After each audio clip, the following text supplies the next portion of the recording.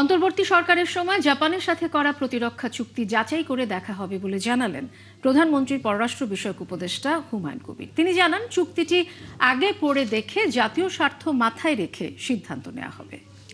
এদিকে পররাষ্ট্রমন্ত্রীর সাথে দেখা করার পর জাপানের রাষ্ট্রদূত বলেছেন, প্রতিরক্ষা চুক্তিটির বাস্তবায়ন চান তারা।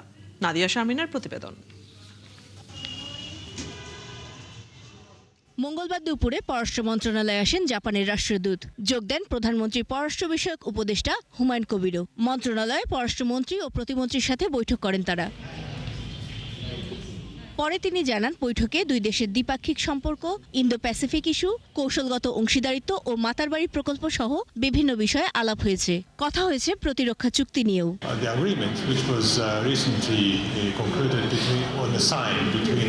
আমরা নিশ্চিত করেছি, সম্প্রতি যে চুক্তিটি হয়েছিল আমাদের দু দেশের মধ্যে, একটি হলো ডেন্টিস্টের পরামর্শ নাও নতুন কোলগেট অ্যাক্টিভ সল্ট। অর্থনৈতিক অংশীদারিত্বের চুক্তি, অন্যটি হলো প্রতিরক্ষা সরঞ্জাম ও প্রযুক্তি হস্তান্তর চুক্তি। এগুলো যাতে স্বচ্ছন্দে বাস্তবায়িত হয়।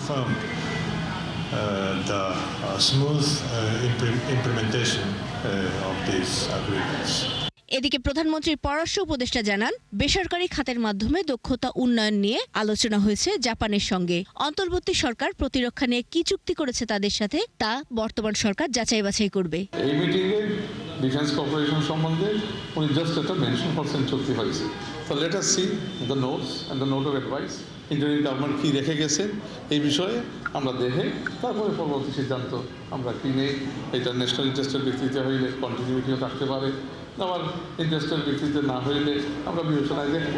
এর আগে পররাষ্ট্রমন্ত্রীর সাথে দেখা করেন দক্ষিণ এশিয়ার আঞ্চলিক জোট সার্কের মহাসচিব। সার্ক বর্তমানে কোথায় দাঁড়িয়ে আছে ওই বিষয়টি আমি মন্ত্রী মহোদয়কে ব্যাখ্যা করেছি। এখন ওনারা সেটির ভিত্তিতে বাংলাদেশ কি পরিকল্পনা গ্রহণ করবেন বা কি উদ্যোগ নেবেন সেটি বাংলাদেশ সরকারের ইচ্ছার বিষয়। তিনি জানান, সার্কের কার্যক্রমকে এগিয়ে নিতে বৈঠকে সার্ক সামিট নিয়েও আলোচনা হয়েছে। বর্তমানে সার্কের প্রোগ্রামিং কমিটি কার্যকর রয়েছে বলেও জানান তিনি।